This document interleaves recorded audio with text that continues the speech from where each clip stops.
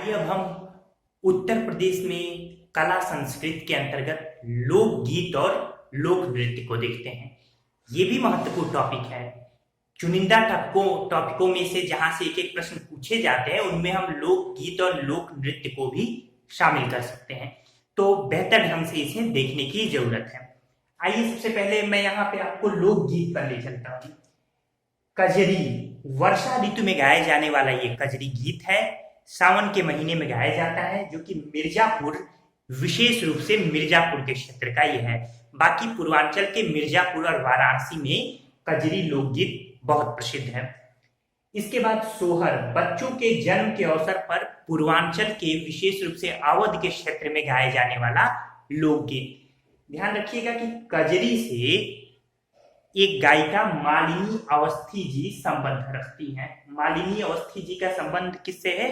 कजरी गायन से। इसके बाद है ब्रज का लोकगीत। आइए हम लोग ब्रज क्षेत्र, चूंकि ब्रज और तमाम क्षेत्रों में ढेर सारे लोकगीत हैं और प्रश्न पूछे जाते हैं, इसलिए मैंने एक चार्ट के माध्यम द्वारा आपको समझाया है। ब्रज का जो लोकगीत होरी, झूला, रसिया और फाग, ये चार ब्रज क्षेत्र के लोकगीत है। ब्रज क्षेत्र में मुख्य रूप से बरसाना वगैरह का क्षेत्र आता है। होरी फाल्गुन में गाया जाने वाला गीत है, जबकि झूला सावन के महीने में गाया जाने वाला लोकगीत है ब्रज क्षेत्र का। रसिया बरसाना क्षेत्र में गाया जाने वाला गीत है, जबकि फाग भी ब्रज क्षेत्र में गाया जाने वाला गीत है। बरसाना ये राधा जी की जन्मस्थली मानी जाती है।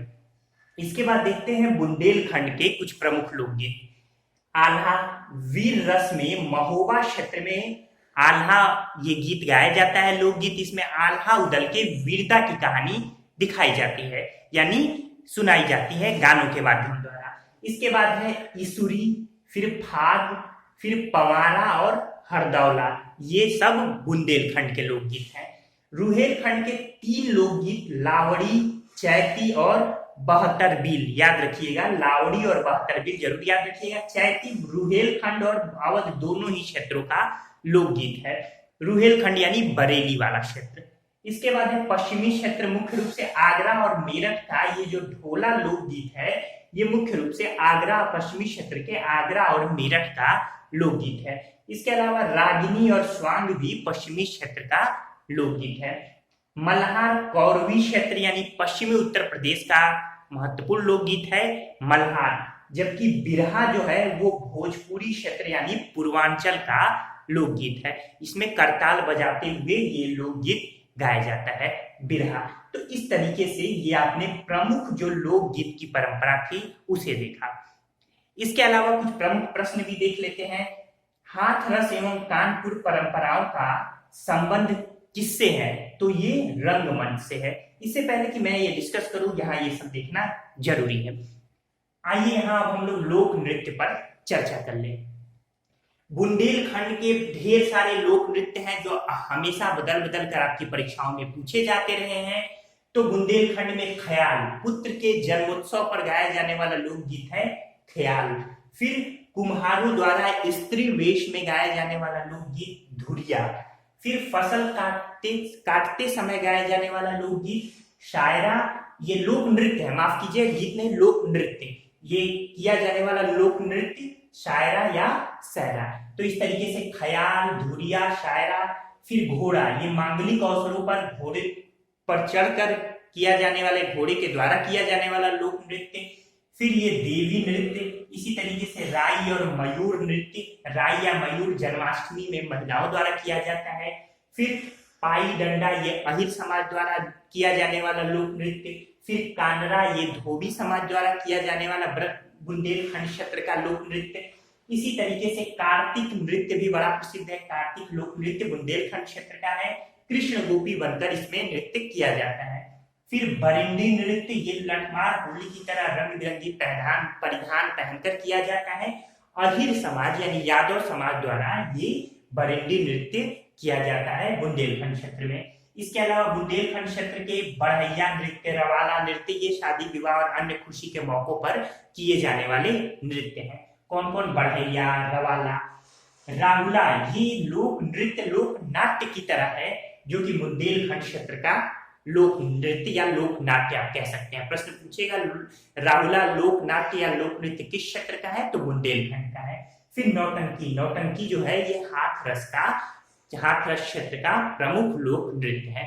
तो इस तरीके से आपने ये बुंदेलखंड देख लिया। अब ब्रज क्षेत्र के प्रमुख लोक नृत्य देखते हैं। जो जो प्रश्न पूछे जाते हैं काफी महत्वपूर्ण है। रासक दंड, रास, झूला, घड़ा, चरकुला और लठमार होली, जिसमें लठमार होली बरसाना व नंदनगांव में ये होली चलती है। फिर चरकुला में रथ के पहिए पर घड़ा रखकर नृत्य किया जाता है। पूर्वांचल क्षेत्र के कुछ प्रमुख नृत्य देख लेते हैं। नटवरी अहिर समाज द्वारा, फिर कटघोड़वा, फिर धोबिया, खूब पूछा जाता है। धोबिया धोबी समाज द्वारा पूर्वांचल क्षेत्र में किया जाने वाला लोक नृत्य है। फिर पासी, फिर नटुआ या नटौरा और कहरुआ, जो कि कहार जातियों द्वारा किया जाता है। तो ये पूर्वांचल क्षेत्र का हो गया।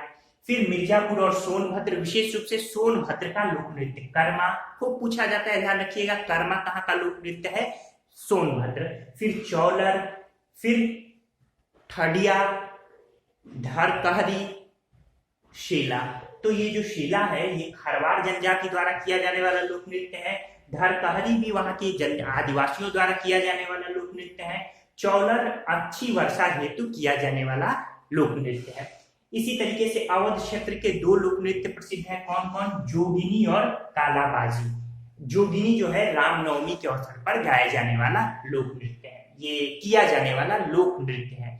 इसके बाद से ये सारी जो भी लोक नृत्य महत्वपूर्ण हो सकते थे और जो भी लोक गीत हो सकते थे, इन सब पे मैंने चर्चा की। ध्यान रखिए, मैं आपको मौका दे रहा हूं, अभी दूंगा कि स्क्रीनशॉट ले लीजिए और बेहतरीन तरीके से आप इसे पढ़िए। चार्ट के माध्यम द्वारा मैंने आपको यहाँ पे सारी चीजें उपलब्ध करा दी है। यहाँ देखिए, उत्तर प्रदेश का एकमात्र शास्त्रीय नृत्य क्या है, कथक है। ये जो मंदिर में पुजारी कथा बाजते समय उनकी जो भाव भंगिमा होती है, यानी बोलते समय आंखें ऊपर नीचे जाना, हाथों का हाव भाव, उस भाव भंगिमा को ही कथा बाजते समय जो भाव भंगिमा है उसी को कथक कहा गया। इसी से कथक नृत्य का जन्म हुआ। कथक नृत्य के प्रणेता ठाकुर प्रसाद माने जाते हैं और कथक में ठुमरी का प्रवेश कराने का श्रेय बिंदादिन को जाता है। ये तीनों प्रश्न महत्वपूर्ण है। कथक को सर्वाधिक संरक्षण किसके शासनकाल में मिला, तो अवध के नवाब वाजिद अली शाह के शासनकाल में मिला था।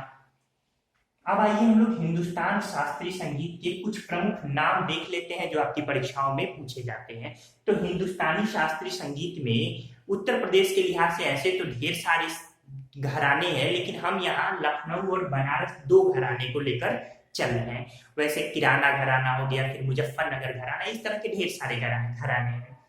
लखनऊ घराना से कौन कौन पूछ देता है कि निम्नलिखित में लच्छू महाराज किस घराने से संबंध रखते हैं, तो लखनऊ घराने से लच्छू महाराज, जिनको वैजनाथ मिश्र भी कहा जाता है इनका वास्तविक नाम, फिर शंभू महाराज और बिंदादिन, ये प्रमुख नाम है लखनऊ घराने के। इसी तरीके से बनारस घराने के सितारा देवी और अलकनंदा, ये दोनों महिलाएं स्त्री हैं, ये दो प्रमुख नाम है, सितारा देवी और अलकनंदा। ठुमरी की रानी के रूप में गिरिजा देवी जी को जाना जाता था। ये संगीत के बनारस घराने से संबद्ध की 24 अक्टूबर 2017 को गिरिजा देवी जी का देहांत हो गया। इसी तरीके से ख्याल एवं ठुमरी गायन से कुछ और महत्वपूर्ण नाम जुड़े हुए हैं, यहाँ मैं चर्चा किए देता हूँ। सिद्धेश्वरी देवी जो कि बनारस घराने से, फिर रसूल बाई और मोती बाई, ये तीनों लोग बनारस घराने से संबंध रखते हैं। कौन, सिद्धेश्वरी देवी, रसूल बाई और मोती बाई, किस घराने से, बनारस घराने से, ख्याल और ठुमरी गायन के क्षेत्र में। फिर एक प्रश्न है कि राष्ट्रीय कथक संस्थान कहाँ स्थित है, तो ये लखनऊ में स्थित है।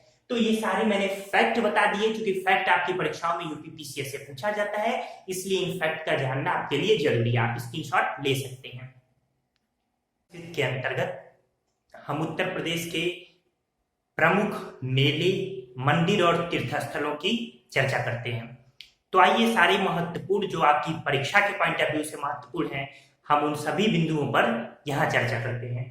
सबसे पहले ये जो पॉइंट पिछले लेक्चर में छूट गया था, यानी अभी जस्ट छूट गया था, सितार व सुरबहार संगीत का इमदाद खानी घराना कहाँ है, तो ये इटावा में माना जाता है। फिर शंभू महाराज के गुरु कौन थे? रहीमुद्दीन खान। और उत्तर मध्य क्षत्रिय सांस्कृतिक केंद्र कहाँ है? प्रयागराज। बड़ा महत्वपूर्ण ये क्वेश्चन है, ध्यान रखिएगा। ठीक है, अभी आपने जो इसके पहले वाला स्क्रीन देखा होगा वहां नीचे ये सारी बातें लिखी गई हैं। आइए अब कुछ प्रमुख मंदिरों उत्तर प्रदेश के और उनके स्थान के बारे में जान लेते हैं। जेके मंदिर कहाँ है? मैचिंग में सब पूछे जाते हैं। कानपुर में। वृंदावन मंदिर मथुरा में। विश्वनाथ मंदिर वाराणसी। देवी पाटन मंदिर तुलसीपुर। और गोविंद देव मंदिर वृंदावन में। यहाँ कुछ आंकड़े दिए गए हैं जो आपके लिए महत्वपूर्ण हैं। सर्वाधिक मेले उत्तर प्रदेश में कहाँ लगते हैं? मथुरा में 86, फिर कानपुर में 80। सबसे कम मेले पीलीभीत में। कौमी एकता सप्ताह उत्तर प्रदेश में 19 से 25 नवंबर तक को मनाया जाता है। उत्तर प्रदेश में जो मंदिरों के प्रथम साक्ष्य देखे गए वो गुप्तकाल में देखे गए हैं, और ये गुप्तकालीन मंदिरों के साक्ष्य हमें देवगढ़ यानी झांसी, भीतरगांव यानी कानपुर और भीतरी यानी गाजीपुर ये 3 स्थानों पर मिला है।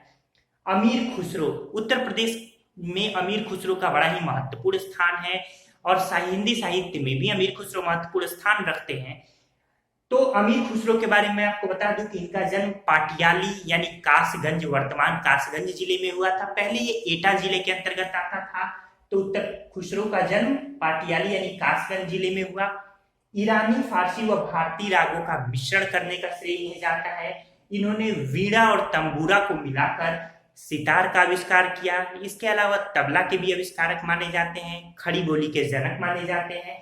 कव्वाली और तराना शैलियों का इन्होंने आविष्कार किया।